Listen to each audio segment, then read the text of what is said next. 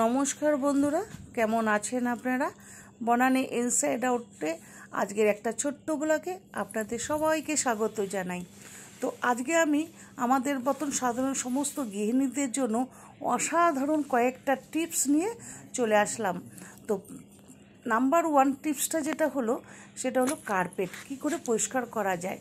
শীতকালে তো আমরা সাধারণ সবাই ঘরের মধ্যে কার্পেট পাতি, যাতে একটু পায়ের তলায় ঠান্ডাটা কম লাগে।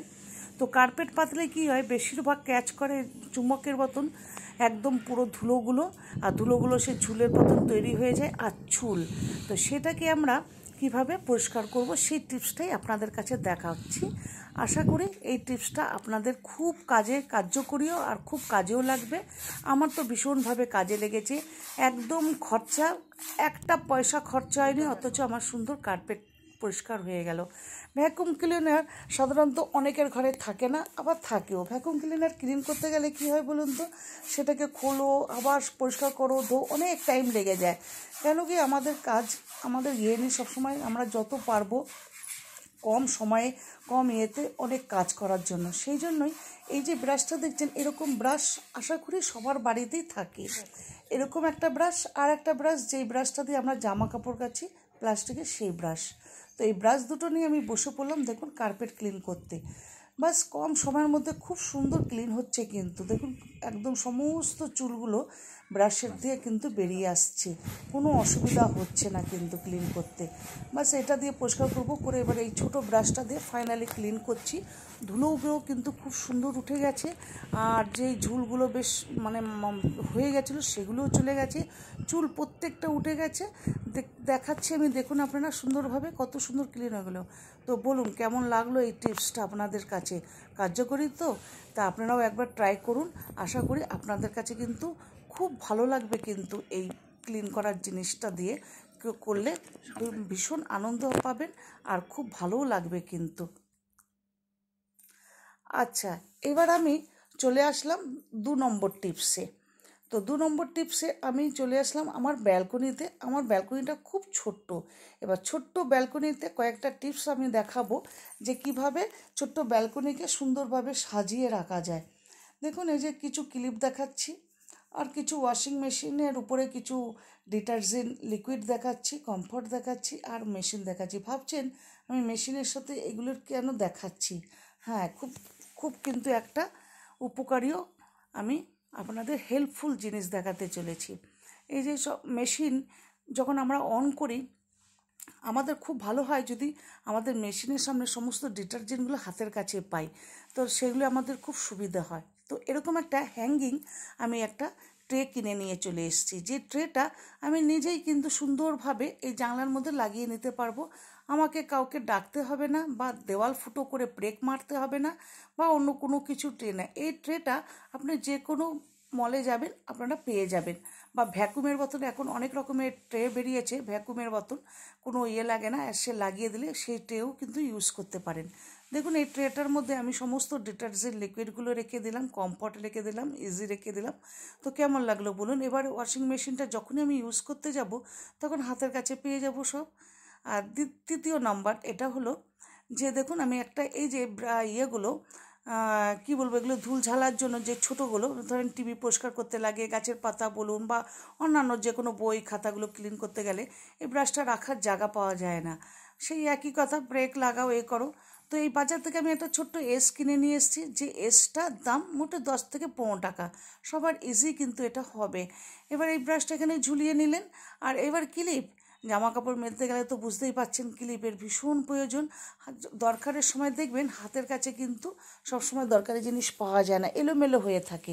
তাই সেটাকে সুন্দরভাবে গুছিয়ে একটা জায়গায় রাখার জন্য আমি একটা নেটের থলি কিনে নিয়েছি। আপনারা অন্য কোনো কিছু ব্যবহার করতে পারেন, ছোটোখাটো ব্যাগও। তো সেটার মধ্যে আমি রেখে এই যে এসটার মধ্যে দুটো জিনিস রেখে দিলাম। বলুন তো কেমন লাগছে?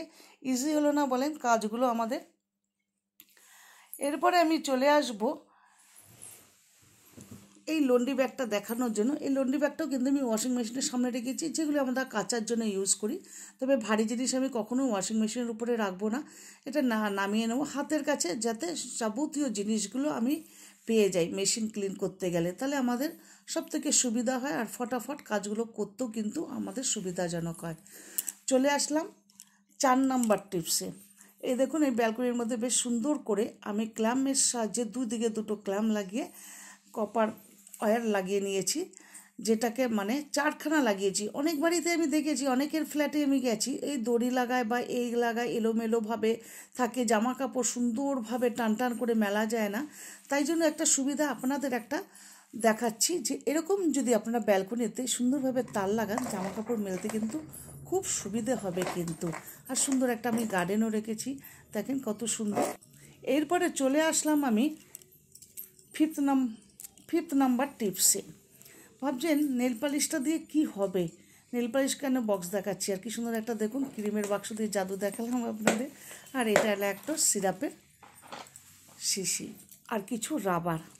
এটা হলো খুব উপকারীও কিন্তু।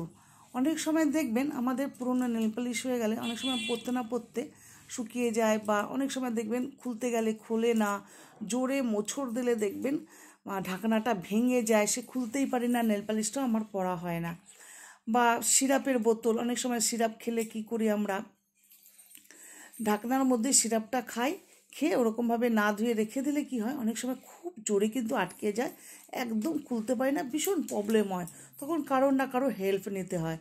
তো ইজি সলিউশন কি, এই যে একটা গার্ডার, কোনো ব্যাপার নেই, গার্ডার সবার বাড়িতেই থাকে, এই গার্ডারটা একটু মুড়িয়ে নেওয়া হয়, 3-4 প্যাচ নাও, এবারে আঙ্গুলের সাহায্যে একটা জোরে মোচড় দাও, ফট করে খুলে গেল, ইজি একদম।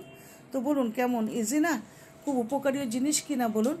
অনেক সময় কেটে ফেলতে হয় না, অনেক অনেক রকমের কাজ করতে হয়, ক্রিমের বোতলগুলো বা রান্নাঘরে অনেক সময় দেখবেন মশলার ডাব্বা বলুন, অনেক কিছুই খোলা যায় না, ভীষণ কষ্ট হয়, তখন কী করতে হয়, এই রাবারটা মোড়ান, আস্তে করে মোচড় দেন, সুন্দরভাবে কিন্তু দেখুন খুলে গেল।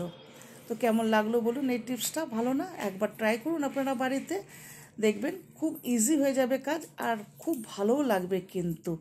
আর এটা আমি দেখাচ্ছি একটা ক্রিমের ডাব্বা, যেটা দিয়ে আমি সুন্দর হাতে বেশ একটা ম্যাজিকের মতন দেখালাম। এ দেখেন ক্রিমের, অনেক সময় দেখবেন ক্রিমও কিন্তু শুকিয়ে মানে আটকে যায়, মানে ঠিক ইয়েতে যদি না বসে না, আমরা যদি উলট পালটভাবে লাগিয়ে ফেলি, অনেক সময় দেখবেন খুলতে চায় না, তা সেটাকেও কিন্তু আমি সুন্দরভাবে খুলে ফেললাম। তো কেমন লাগলো অবশ্যই কিন্তু কমেন্ট বক্সে আমাকে কিন্তু জানাবেন। এবার চলে আসব 6 নাম্বার টিপসে। আমি এই যে এটা হলো চাল স্টোর করে রাখি আমি, চালের ডাব্বা যেটাকে বলা হয়। তো চাল দিয়ে, এখন আমার চালটা অনেকটা কম, যেহেতু এটা 10 কিলোর চালের 10 কিলো চাল আপনি রাখতে পারবেন বা 5 কিলো রাখতে পারবেন। সাধারণ ঘরে আমরা সমস্ত ফ্যামিলিদের কি করি, আমরা যখন চাল কিনি পুরো 25 কিলোর একটা বস্তাই আমরা কিনি, খুচকাচ করে না কিনি না চালটা, বিশেষ করে চালটা। তো চালটার সময় রাখলে কি হয়, অনেক সময় দেখবেন কালো কালো ছোটো ছোটো কিন্তু পোকা ভরে যায় চালের মধ্যে। তো এরকম আমি বাজারে গিয়েছিলাম, চালওয়ালাকেই বললাম আপনার দোকান থেকে আমি চাল নিই, তো চালগুলো কিন্তু খুব পোকা হয়ে যাচ্ছে, কেন আপনার দোকানের চালগুলো এরকম? তো একজন ভদ্রলোক দাঁড়িয়েছিলেন, উনি বললেন যে চালে পোকা পড়ে, তো সব থেকে ভালো একটা সলিউশন আপনাকে বলছি, আপনি করবেন, চালে একদম পোকা হবে না। তো জেনে আমি ভাবলাম কেন আপনাদের সাথে কেনই বা শেয়ার করা যায় না, আপনাদেরও সুবিধা হবে, আপনাদেরও জানা থাকবে। তো এই চালের মধ্যে নিম পাতা দেওয়া যায়, সাধারণত নিম পাতা কিন্তু সবসময় সব জায়গায় পাওয়া যায় না, শুকনো লঙ্কাটা প্রত্যেকটা বাড়িতেই পাওয়া যায়। তো কিছু শুকনো লঙ্কা দিয়ে যদি আপনি চালে রেখে দেন না, একদম কিন্তু পোকা আসে না। এবার চলে আসবো আমি 7 নাম্বার টিপসে। এটা হলো একটা কর্পূরের ডাব্বা, দেখতেই পাচ্ছেন কর্পূর। তো ভাবছেন আমি কর্পূর দিয়ে কী করব, কর্পূর কিন্তু আমাদের অনেক অনেক কাজে কিন্তু লাগে, ওষুধ হিসেবে অনেক কাজে লাগে, খুব প্রয়োজনীয় জিনিস কিন্তু কর্পূর। অনেক সময় কি হয়, পুরো ফ্যামিলি আমরা ঘুরতে বেরিয়ে যাই কিন্তু, তা ঘুরতে যাওয়ার পর যখন এসে দরজাটা খুলবে, দেখবেন একটা ভীষণ একটা মানে গুমোট একটা গন্ধ বেরোয়, আর অনেক সময় দেখবেন আরশোলা, পোকামাকড় বা এটা ওটা টিকটিকি কিন্তু ঘরের মধ্যে ভরে যায়। তো এই যখন ঘর থেকে বেরোবেন, এই কর্পূরগুলো কী করতে হয়, ঘরের কোনায় কোনায় রেখে দিয়ে আপনি যদি দরজা জানলা সমস্ত বন্ধ করে 1 সপ্তাহের জন্য বা 15 দিনের জন্য আপনি বেরিয়ে পড়েন ঘুরতে, তা আসার পর কিন্তু আপনি দেখবেন আপনার ঘরে একটা সুন্দর একটা গন্ধও বেরোবে, কোনো গুমোট গন্ধও বেরোবে না দরজা খুললে, আর তো আমার কোনো পোকা মানা সমস্ত রকম আপনি কিন্তু খুঁজে পাবেন না। আপনাদের সাথে আমি শেয়ার করে ফেললাম, তো আপনারাও এই মানে টিপসগুলো ইউজ করুন ঘরে, দেখবেন খুব উপকৃত পাবেন। আর খুব কম পয়সায় আর খুব কম সময়ে কিন্তু এই টিপসগুলো ইউজ করা যায়। আর যারা আমার চ্যানেলে নতুন তারা অবশ্যই একটা সাবস্ক্রাইব করে ফেলুন, আর পাশে থাকা বেল আইকনটা ক্লিক করে দেবেন, তাহলে আমার সুন্দর সুন্দর সমস্ত ভিডিওগুলো আপনাদের কাছে নোটিফিকেশান চলে যাবে। আর যারা আমার সাবস্ক্রাইব বন্ধুরা তারা অবশ্যই আমাকে একটা লাইক করবে আর কমেন্টে অবশ্যই লিখবে আজকের টিপসগুলো আপনাদের কাছে কেমন লাগলো। তাহলে আমার কাছে আমি কিন্তু ভীষণভাবে খুশি হব যে আপনাদের একটা কমেন্টে যে আপনারা লিখেছেন আপনাদের উপকৃত লেগেছে বলে।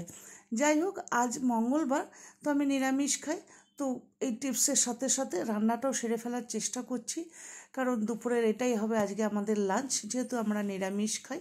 তো ভীষণ ইচ্ছা হলো আজকে একটু লুচি আর সুজির হালুয়া খাবো বলে। তো হালুয়াটা তো অলরেডি আমি রেডি করা শুরু করে দিয়েছি, আর ময়দা আমার মাখা আছে, এটা হয়ে গেলে আমি লুচি করা শুরু করে দেব। তো চলো আজকে এখানে আমি শেষ করলাম। যাদের কাছে খুব ভালো লাগবে তারা একটা লাইক, কমেন্ট আর সাবস্ক্রাইব করতে একদম ভুলবে না। তো কালকে নতুন আবার একটা ব্লগ নিয়ে আপনাদের সামনে আমি হাজির হয়ে যাব।